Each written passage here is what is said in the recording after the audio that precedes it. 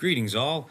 Here we have my mind map for IP4 where I am summarizing the chapter What is a Game from the book Understanding Video Games, The Essential Introduction. I'm going to try to talk fast, kind of like the Micro Machine guy, because I am conscious of how much time I have and I have already made 2 long videos.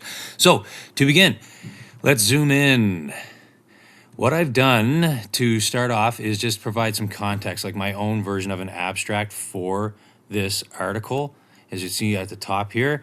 And then along the top, I've tried to unpack all the different historical theories, all the different theorists that have, philosophers, psychologists, whomever, that have sociologists that have worked together to try to unpack what a game is, what play is, what characteristics these things have, how do we define that within society, within communities, within culture.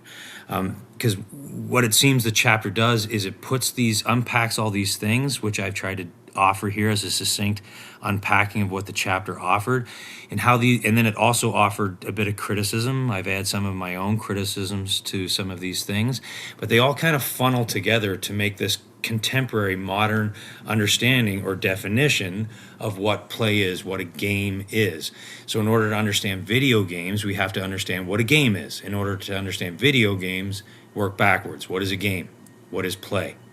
So what the chapter then moves forward from is like all this work that was done by these folks from in the past 100 or more years. How does that look today? And the work of folks like David Parlett, Bernard Suits, Chris Crawford, etc. All these folks that have worked together to create more formal working definitions that exist or that work for video games, understanding video games today. We also have these more pragmatic definitions, these more like loose definitions that, that help also to kind of capture the idea of what play is and how play is a big part of a game, and this general idea of fun.